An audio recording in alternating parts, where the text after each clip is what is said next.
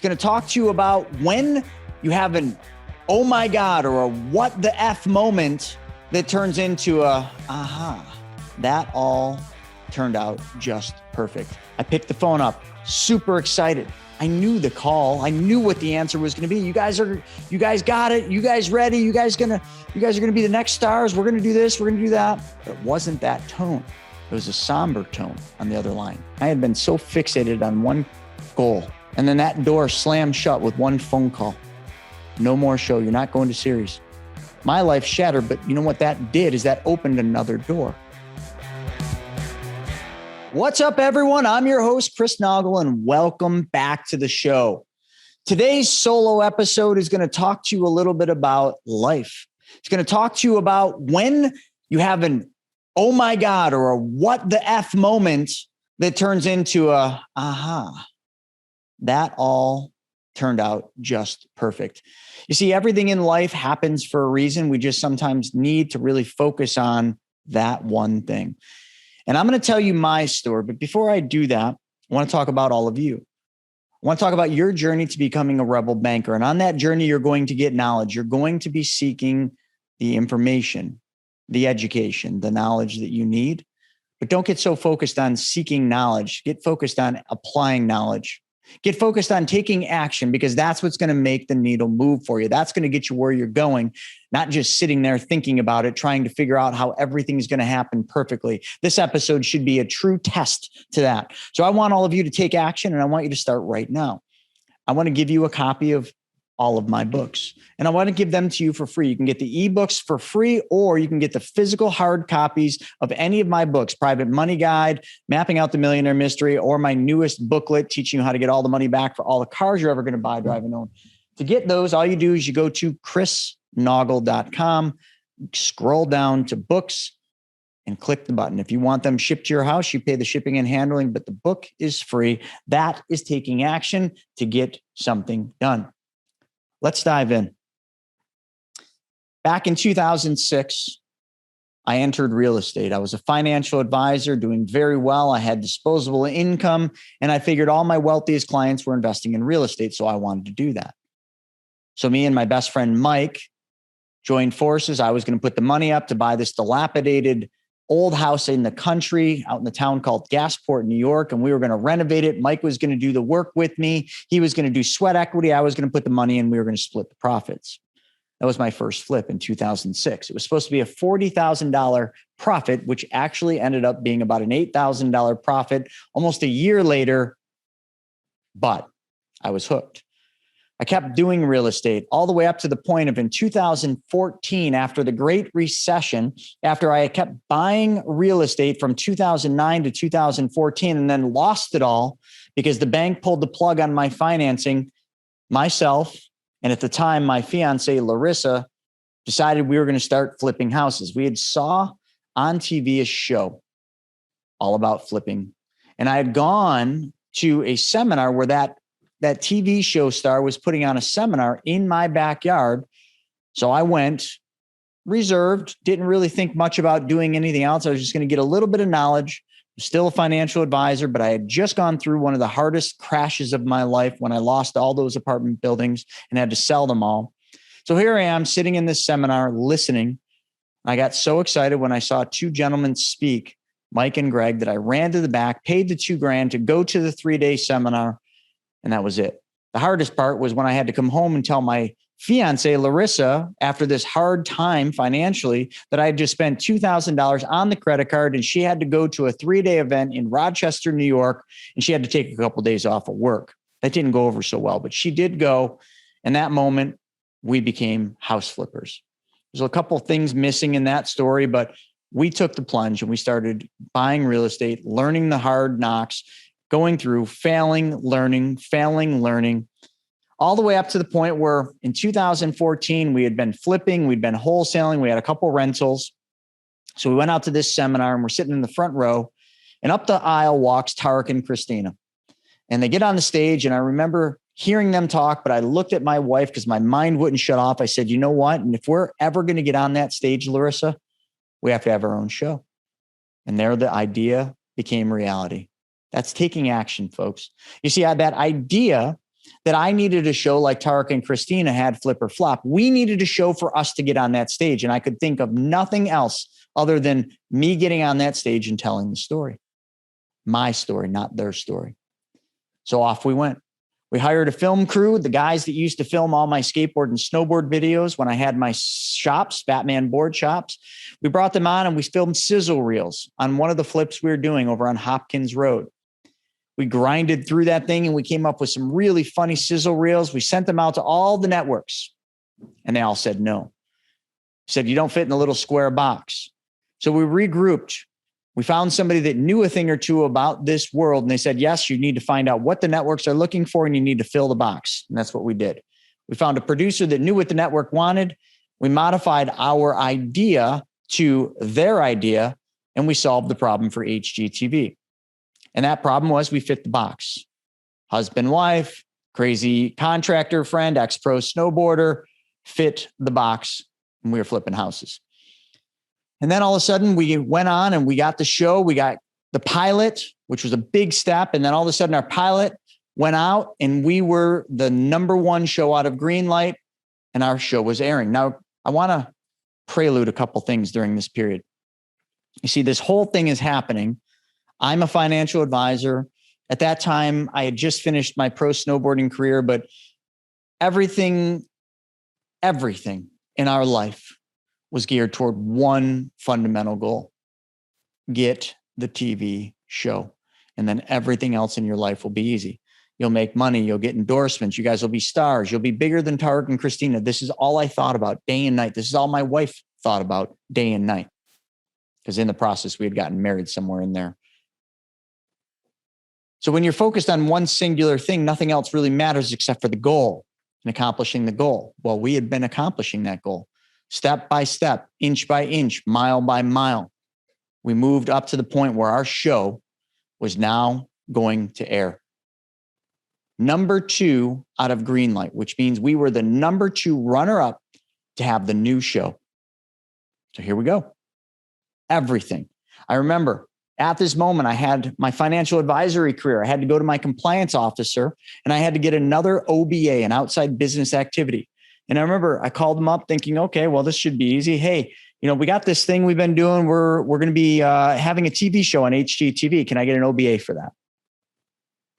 The answer was no. The answer wasn't just no. It was, you have to make a decision, kid. Are you going to be a financial advisor or are you going to be a TV show star? Decision was made. Sell the practice. Went over to Mike's office, the guy next to me. I said, Mike, you want to buy my business? Yes. Sold. Done.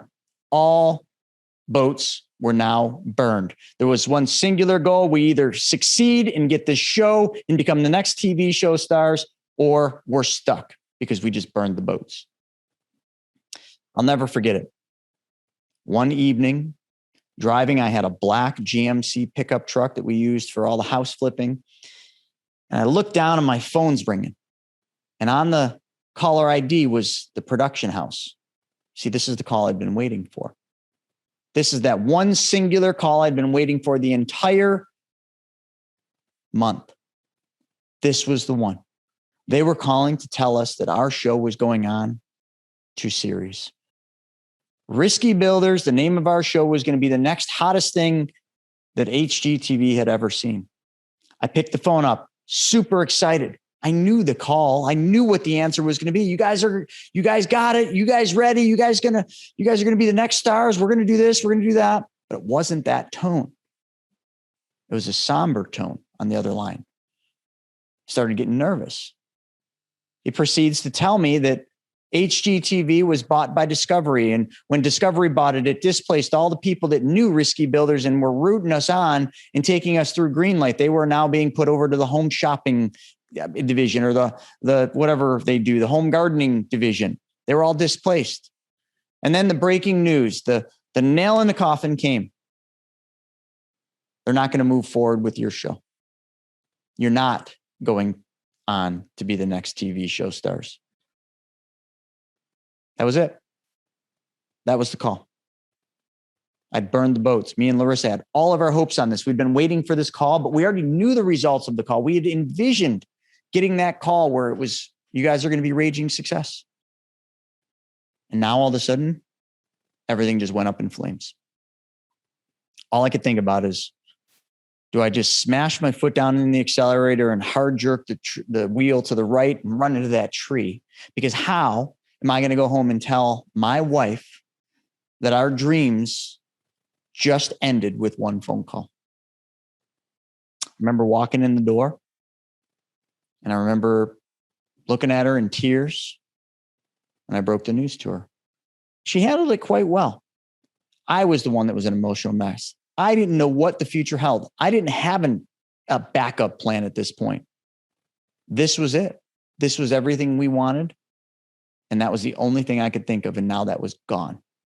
How many of you can relate? How many of you have ever worked so hard at something and then all of a sudden it just doesn't happen? All of a sudden the dream just goes up in smoke. We think life's over. We think that's it. There's no more. Call it a day. Some people do. That's that pinky they're hanging on by. They're hanging on by one pinky. And that pinky just let loose. And I remember I was at that point, and at that very moment, my phone rings. I'm in no mood to talk to anybody. And I look down and it's Greg. Remember I told you those two guys that I met at that event, Mike and Greg. It was Greg from that. Greg had been lending us money. Greg had become a friend. Greg had become a business partner, because Greg was right behind us on this TV show. He was going to be a sponsor. He was going to take us there. So I thought, oh, great. How did he find out? The first thing through my mind, negativity, because I was in a negative state of mind.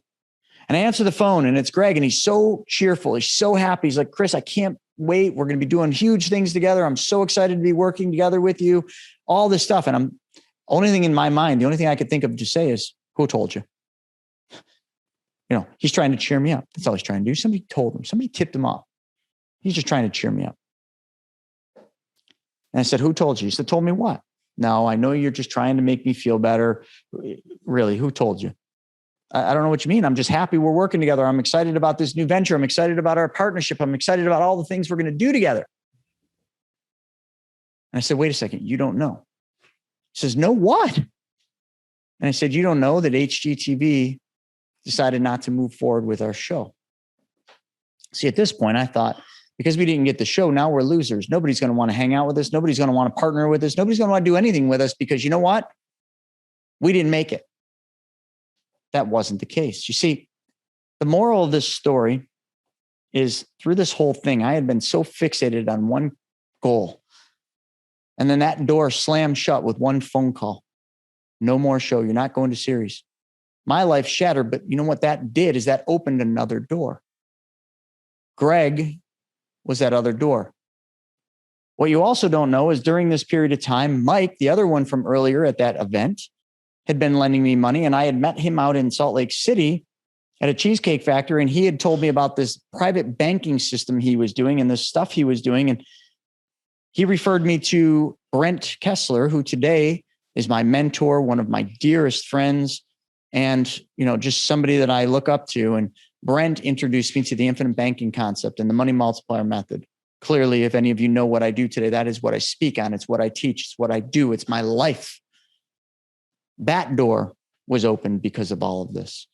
You see, one event after another, one house flip after one private loan, after one introduction, after one seminar, after one event, after one phone call saying that wasn't happening.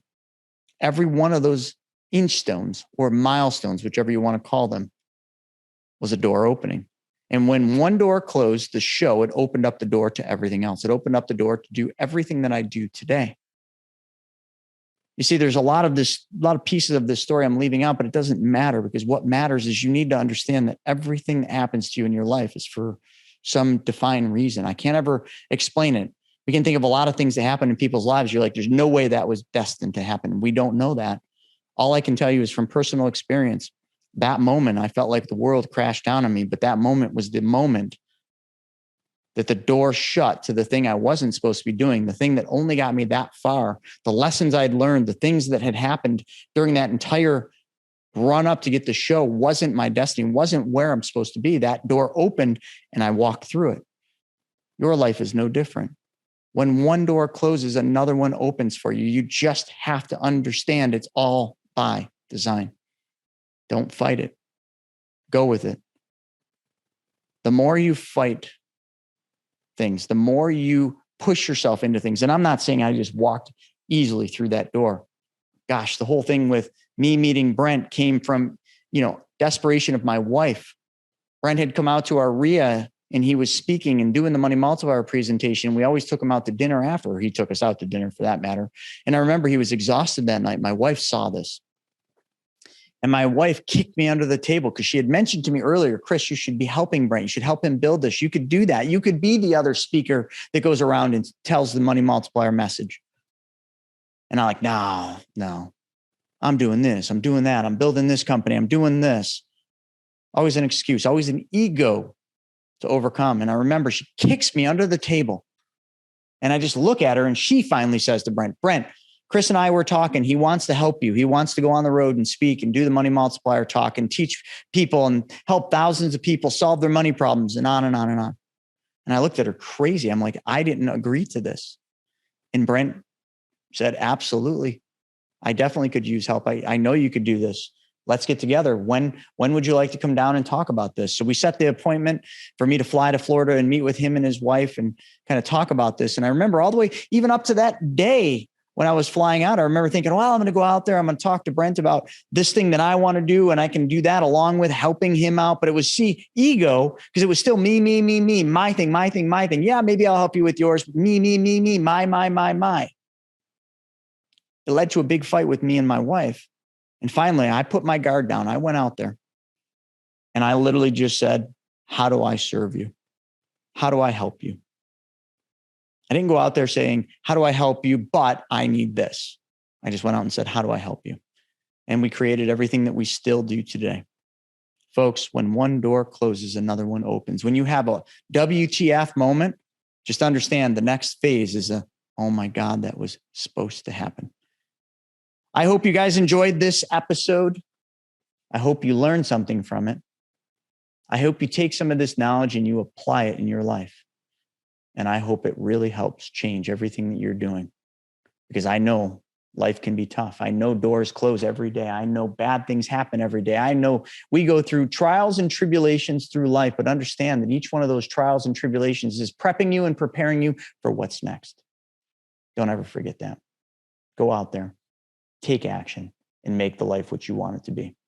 See you soon.